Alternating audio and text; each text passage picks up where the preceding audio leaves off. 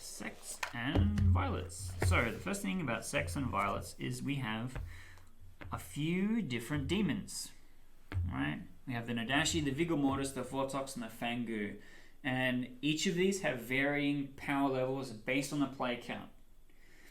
So the Vigor Mortis and the Fangu both change the outsider count, which means that you want to be mindful putting them in at what the outsider count is going to be. If you're playing a 9-player game and a Fangu adds a third outsider, that's rough, right? Because you have Demon, Minion, 3 outsiders in a 9-player game. That's 4 townsfolk that do things. And the people that don't do things shouldn't outnumber the people that do things for the good team. As like a really casual guide there. So let's start with the Fangu, seeing as though we brought it up. We'll come back and we'll do Vortox after. I might do one for each demon. So let's start with the Fangu. What minions do I want to put in a Fangu game? Let's make this a 10 so that we get two minions. Okay, let's look at each of the minions individually first. Whoops. So we've got the Witch, the Cerenovus, the Evil Twin, and the Pit Hag. The Cerenovus and the Evil Twin are really, really good in small player count games. The Witch is better in large player count games. Because if you're playing a 7-player game and the Witch gets 2 kills, it's kind of game over. Whereas the Cerenovus, you, the Storyteller, have the choice on whether the player gets executed or not. So if it's a small player game and the execution will be super detrimental, you can be lenient. We've then got the Pit Hag, which is just busted all the time, everywhere. The Pit Hag is insane. The Pit Hag is a character that I would put in for beginners, if they're all beginners. If it's mixed, I probably wouldn't use it. Or if it's all veterans, I would put in a Pit Hag. Because they're like the skill cap of how busted this character can be scales really quickly, right? So what most beginners would do playing the Pit Hag, they would probably put outsiders into play. Just turn good players into outsiders. They're like, oh, it gives them a drawback. A good player, this is something I've done in the past, right? I went up to a random townsfolk. I said, hey, I'm the Pit Hag.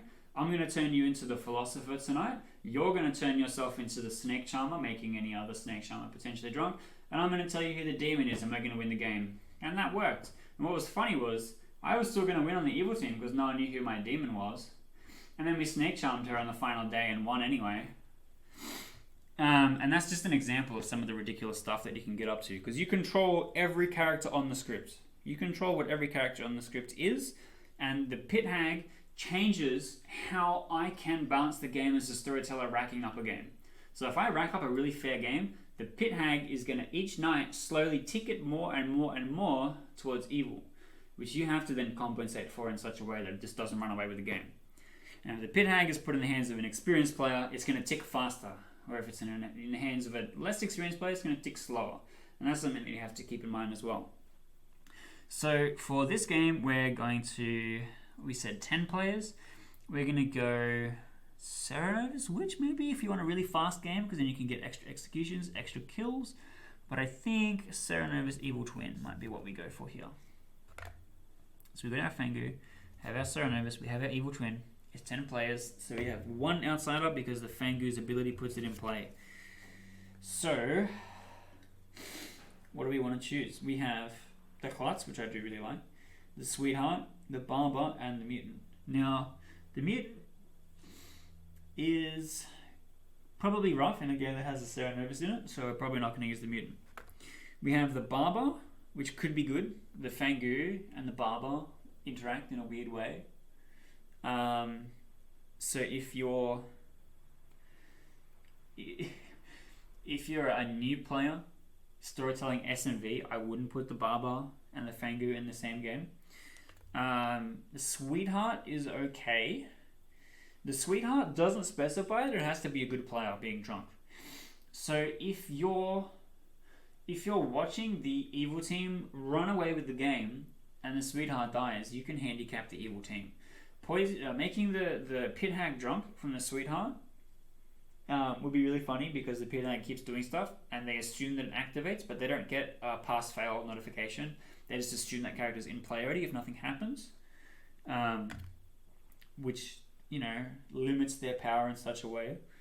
And the Klutz. I think the Klutz is what we're going to pick here, because the Klutz doesn't want to be public, but the Klutz is trying to find people that they can trust, so that when they die, it isn't a YOLO, do I win or lose the game.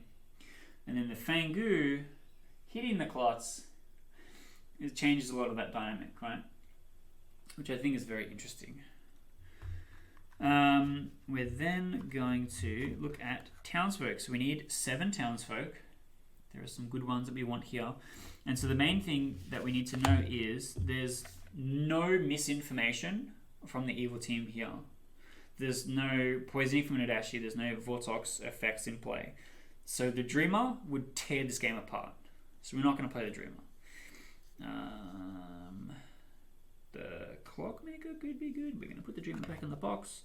The Oracle is fantastic at detecting Fangu jumps, but a lot of players read that the Oracle being in the game means that it's the Vigor Mortis or the Fangu.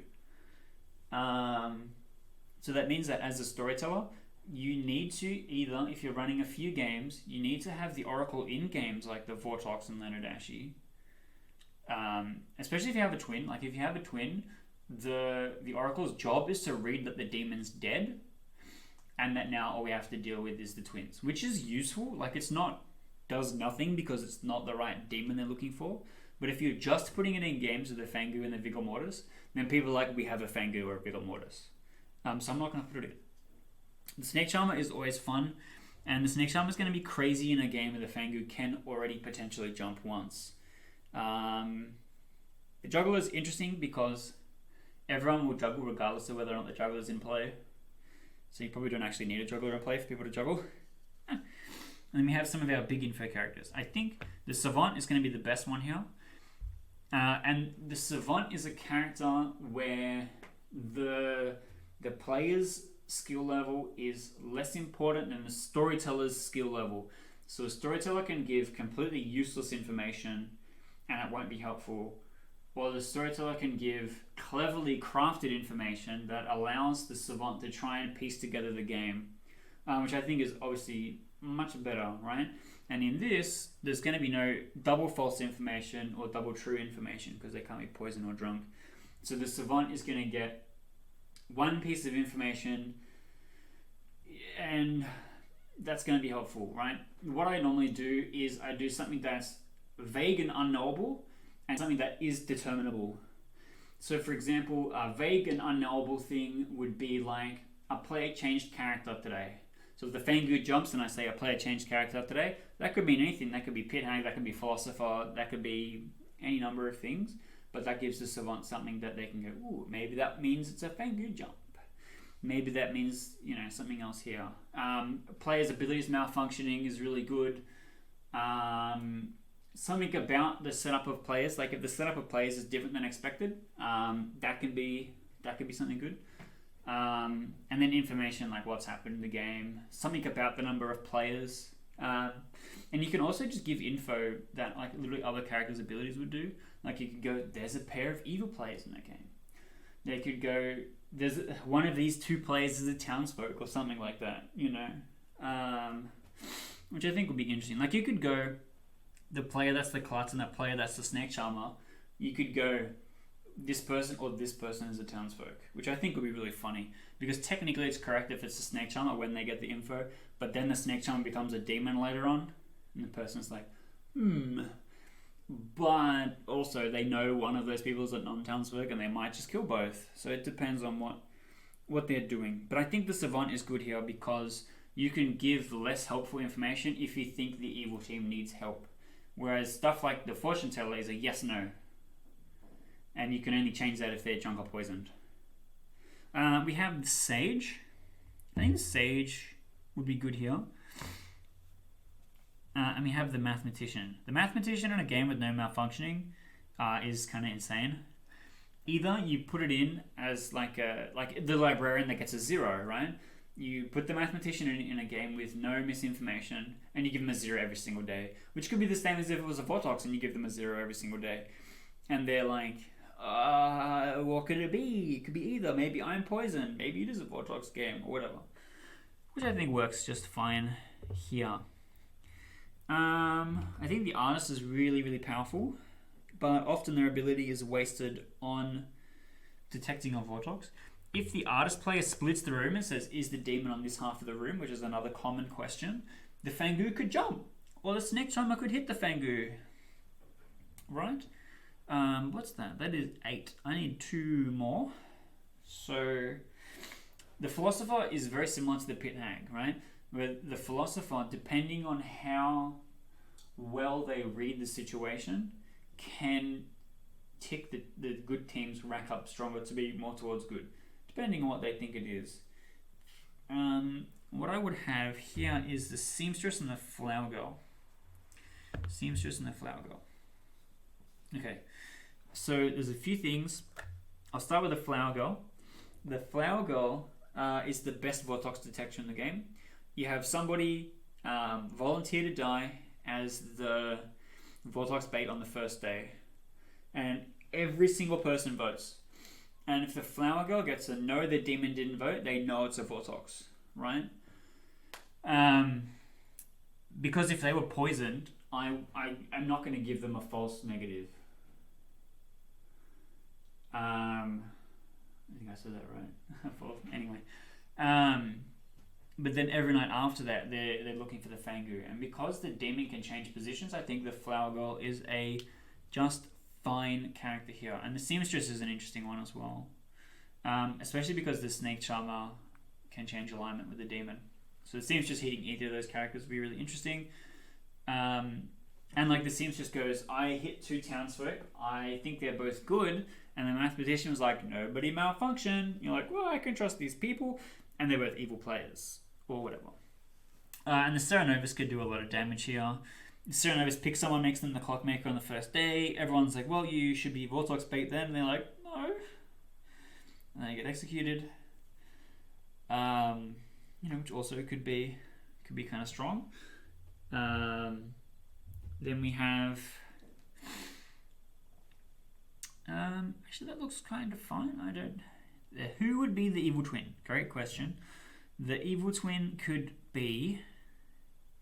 If the evil twin player is quite an advanced player, because the evil twin has this problem where if they are unsure as to what they're supposed to be doing, they'll play too passively, and it'll be really obvious that person's the evil twin.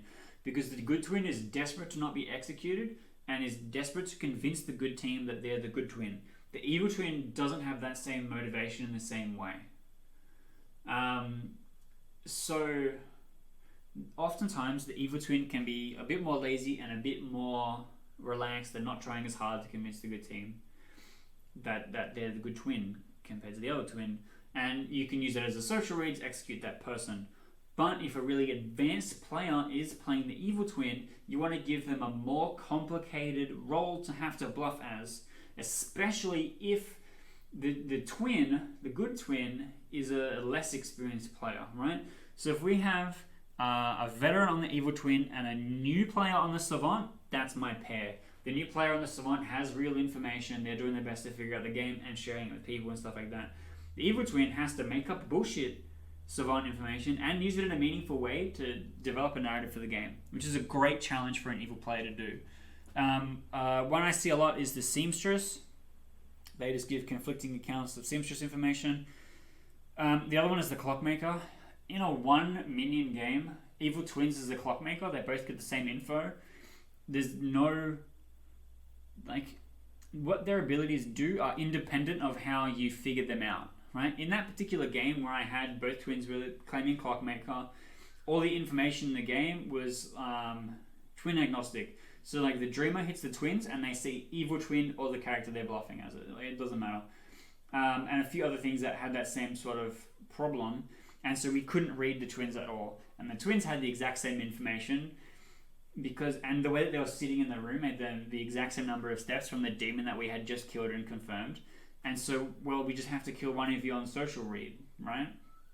Which sucks. It's really werewolfy and we don't want that. So doing seamstress can be similar depending on who they pick. But it can also just be a tell. Like if the seamstress picks someone and it looks like they're trying to confirm the demon is a good player, that's a bit sus, right? But if they pick two good players and they're like, look, you're both the same team, I kind of trust you guys because I think this person is good, and they're trying really hard to work together with a good team, that could work. But that would be an evil twin that you're hoping is like working really hard to solve the game. Otherwise, the good team would easily win in that pair. Having something like the mathematician will be interesting because the information is much harder to interpret compared to the other characters. Or the flower girl. So if the twins are the flower girl, I assume both Vortox test and get the same answer. Hopefully, I mean, if they get different answers, that would be telling. And then they can both kind of spin a narrative on who they think the demon is. And the evil twin giving out flower girl information and the good twin giving out flower girl information makes it harder for the good twins' flower girl information to be seen as legit and hunt the demon down. Which I think, if this was a very beginner game, I wouldn't pick that. I would probably pick the seamstress so that they can autopilot a little bit and it wasn't a big deal. If it's maybe people that have played 3 or 4 times, I would go for the flower girl. If it's people that played 10 or more times, then I would go for the savant. And I think S&V is a great script for looking at how the power scaling works on the different characters. And the Pit Hag is a great example, and the Evil Twin is also a great example. Because if you've seen good twin games and bad twin games, you can kind of tell the difference really easily. One person's super passive, the other person's super active, and it works like that. Okay, so now we're going to go a new rack up for a different demon. We're going to look at the Vortox. Put you back. Take these out. What have we got here? In the Pit Hag. And so I'm not going to put the Pit Hag in. The Vortox is our starting guy. We'll do another 10. 10 is fine. Let's go Witch and Serenovus. And we're going to play Town Crier. Town Crier and Witch is great. Because the Witch can't pick themselves and nominate someone to be like, oh my god, I got witched. I must be a good player. Which, that really only works if it's the veteran player who is the witch picking themselves and nominating in a group of new players. The group of veterans are like, oh, look at this dickhead, they picked themselves. And it's like really obvious.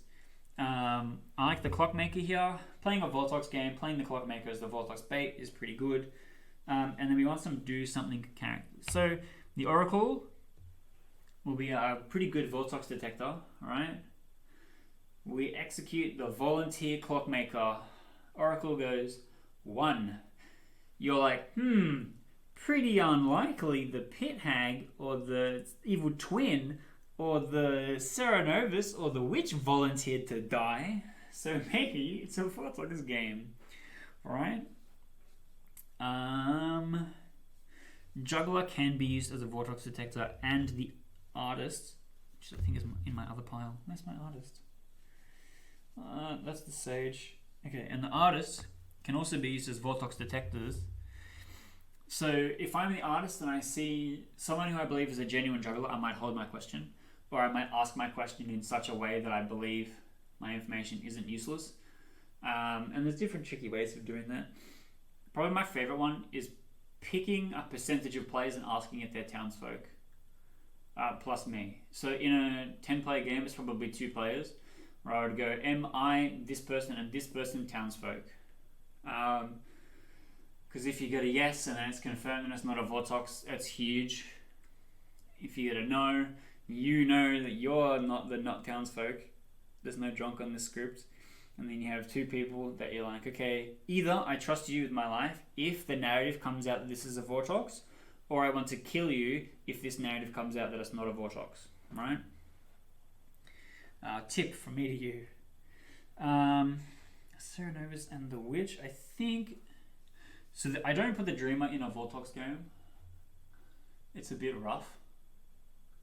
Because it's always double false. They're just like, oh, all I do is tell you that there's a Vortox here constantly. And they out themselves like straight away, which was also like really brutal. Probably don't want a Snake Charmer. Savant, I think, is good here. Because the Savant's false info is very helpful. Because, like, if you are like the opposite, it's now just constantly true information that you have to reverse. But that's why I like to give the one vague, one useful thing. They're like the one unidentifiable thing, which is like a player's character changed this turn. And then you can't definitively check that. And stuff like that. Like, or a person is mad about something and you have like either the mutant or the Serenovas or whatever. And so the Savant can't definitively say this is true or false for at least one of them. And then the other one gives them like a rock solid piece of information. And then with the Vortox, you, the Storyteller, know the vague ones, whether or not it's true or false, but the Savant can't work that out easily, which I think is good. And they can't get obviously a Vortox, which you want. I think Sage would be interesting here. Is there something else I want to put? I think so. You can either put a Flower Girl as the Vortox detector in here. If I'm playing the Vortox and it's mostly new players, we're talking like 1 to 4 games, I would play the Flower Girl. Otherwise, I think the Sage works here. So we've got 1, 2, 3, 4, 5, 6, 7, 8, 9, 10. That's our 10. Okay. So the Vortox tells the Clockmaker wrong info, which is fine. And then the Clockmaker probably dies as Vortox play. The Oracle will know pretty early on, because on the first night they'll get a 1 or a 2. They can't get a 0. Which they then go, okay, it's a Vigor Mortis that's killed a minion. Or if they get a 2, it's pretty unlikely. I probably show them a 1. They get a 1, they go, okay, it's either a Vigor Mortis or it's a Vortox. It can't be, or it's a Fangu that's jumped, which is really statistically unlikely in a 10-player game. Or I'm neighboring a Nadashi. They're your options, right? Which is kind of interesting, and it gives the Oracle a lot to solve. The Juggler basically like picks one person and tries to test. I think going for all 5 is kind of rough here. My preferred juggling of choice in, was it an 8-player game? Yeah, in an 8-player game, I juggle every person that is not my neighbor and ask if they're a Nadashi. In a 10-player game, I probably wouldn't do that. I probably still could. I would just hit everyone that's not my neighbor's neighbor as a Nadashi, which doesn't help us here. I'd probably get a yes because it's a Vortox game. But the Juggler has a few options, and I think no matter what they pick, the info I give them would be unhelpful. They would have to juggle Am I the Juggler for me to give them useful information, I think. The artist question is pretty make or break. If the artist waits and the overall narrative that it is a Vortox game, the artist question can be like nails in the coffin strong. And the Savant, the longer the Savant stays alive, the more great info they get in the game. And then if everyone's convinced that it's a Vortox game, the Sage dies at night, and the Sage goes, well, these 2 people aren't the demon, and there's only 2 other people left alive, or whatever. That's also super duper strong. And then we have the Town Crier. The Town Crier and the Witch, I really like how they work together. The Town Crier and the Oracle also help each other determine if it's a Vigor Mortis game. Because you'll have some info on who's a minion and who's not, which I think would be interesting. But it would also be reversed. So it would be like, yes, a minion nominated today. The person that died didn't vote, didn't nominate. Maybe they're not a minion. Still better. Like, there's a lot of stuff to consider. Is this game balanced towards good or evil? Great question. It depends on if the Serenovus triggers. I would be pretty lenient here with the Serenovus triggering because the Witch can kill people also. And you can't choose whether or not the Witch triggers or not. You can forget, but that's cheating. And you also have the Vortox, which loses the game if they don't execute. So it could be a quick game with lots of people dying really quickly. The people that you want to survive is the Savant. The Sage wants to die at night. You have your other... the Oracle could probably solve the game if they figured out that it's a Vortox pretty quickly. But you don't have anything that outright detects the demon. You just have things that detect not the demon. So you have to narrow it down. You're like, okay, not the demon. that's a minion, that's not the demon, not the demon, not the demon, and then you kill the one person who's left that you don't have the information of. So I think this is pretty balanced. The other advantage is that with the Vortox, all the information is crap. But you as a storyteller choose how crap it gets to be. Because there's stuff that's a little wrong, and there's stuff that's really wrong, right? And then you go, okay, the evil team has a huge lead, I'm going to give you stuff that's a little bit wrong. Or the evil team's getting destroyed, only the Vortox is left alive, the Serenado's got no executions, I'm going to give you all information that's super wrong, right? Which I think should be pretty fine. The advantage of S&V over Trouble Brewing is that Trouble Brewing, the initial rack up determines a lot of the game, because the first night info characters have a big impact. And because the first night info characters have a big impact, and you can't control whether their info is correct or not, unless if you make one of them the drunk, like you can't control if they're hit by the poisoner, then everything that happens after that is much more luck based, much more how strong did this player play the thing, and stuff like that. With S&V, you have all this information that gets put in the game that you get to control. With the Vortox, you get to control so much. The Vigor Mortis making someone drunk, the Nadashi making someone drunk, gives you a lot of control. So, I think that's pretty fine. We're going to do our Nadashi, and I might skip the Vigor Mortis. I think it's going to be similar to the Fangu. Where's my Nadashi?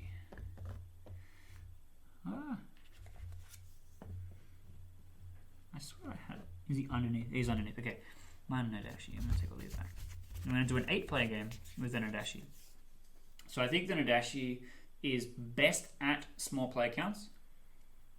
8 is one outsider, and the outsider that I want to use is, I think the Sweetheart will be really rude because there's already 2 sources of poisoning. So I might put the Klutz back in. So we have the Nadashi and the Klutz. And now the Nadashi says specifically townsfolk neighbors. So if they are next to the Klutz, it will jump to the next person. If they are next to their minion, it will jump to the next person. Pit Hag, why not? While we're here, we haven't put it in yet. Put these back in the outside of the box. Juggler. So this is like the exact juggler game I'm talking about. When I pick everyone that's not my neighbors and ask if that person is a Nadashi. And then you get a yes, and you're like, okay, this still doesn't tell me. It doesn't tell me if the Nadashi is not next to me. But it tells me either the Nadashi is in play, or it is a Vortox game, or the Nadashi is my neighbor. But like it can't be a Fangu, and it can't be a Vigor Mortis. Unless if your neighbors died at night to the Vigor Mortis. Okay, so we need 4 townsfolk. The 4 townsfolk are going to be I think one and done characters are like really interesting here. So we're gonna go Sage and we're gonna go Artist, and then we're gonna go 2 each night characters.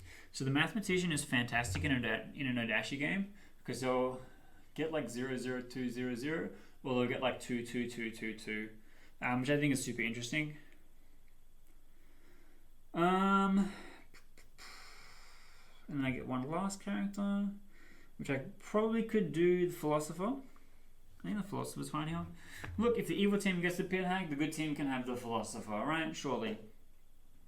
And then what we get here is that if the Philosopher is poisoned by the Nadashi, they try to activate, they then think that they're that character, and they do nothing, which is kind of funny to watch. The Sage sees 2 people that aren't the Nadashi, and they're like, but it's not a Vortox game, and then like they kill those 2 people, and they don't win. We have the Klutz, that's got a win or lose condition on it. We have the Mathematician, that should really only scan the Nadashi. So if they're next to the Nadashi, they're going to get 0s every night. The Artist question, which could be strong, and the Juggler, which has a few other options. And like those 2 are things that can determine if it's a Vortox or not. And then if they go, look, we've determined it's not a Vortox, and the Sage triggers and isn't poisoned and hits the Nadashi in one other person, they look at those people's neighbors and go, maybe, and then execute based on that. See, the Nadashi is a great example of what I put in the bag, And what happens in the game could be very different because of how the seeding chart goes. Right? And the Pit Hag can then bounce things back towards evil for that. Which I think is also kind of interesting. Is this a balanced game? I don't think there's too much good play information. The only good play information that like outright only detects the demon is the Sage. The Artist and the Juggler could use their abilities to detect the demon, but don't have to. And the Mathematician helps you find out which type of demon it is. And the Philosopher could just like Snake Charmer or could become a strong info character. I would say this is balanced. I would say this would be an interesting game.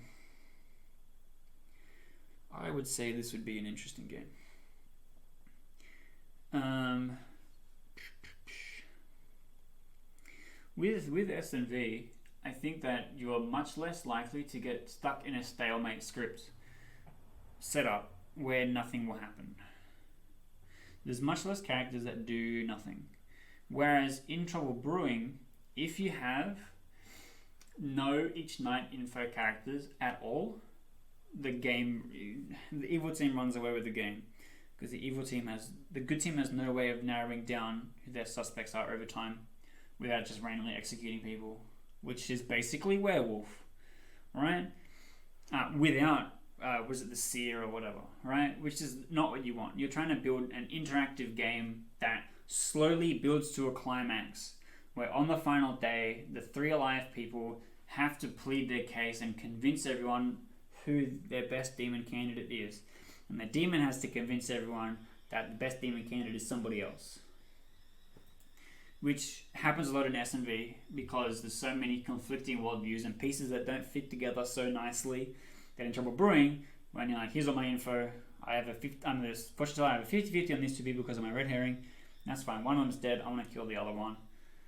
And then you have like the Undertaker that's like, well, I saw a dead minion and like that's all I got. And then you add the chef info to that. Like, oh, okay, so there's a chef pair. So the dead minion, it could be either of these people. One of them's still alive, and we should kill that person and stuff like that. The way that you can add pieces of information and confirm each play as you go along is really, really strong. In S&V, it's like much harder to confirm people. If you're playing the Dreamer and the Dreamer's information is unaffected by somebody else's ability, the Dreamer picks a person and comes up to him and goes, I saw you as the artist. The artist goes, yeah. And it can't be any other thing. Like, it literally can't be any other thing. So, like, that's something you've got to be mindful of. Like, it's pretty easy for you to run away with the game if you have the Dreamer.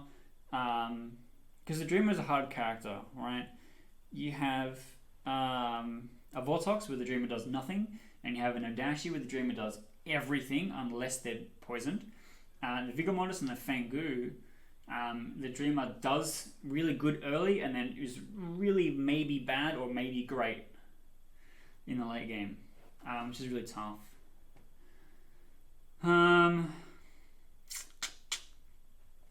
I think that's it.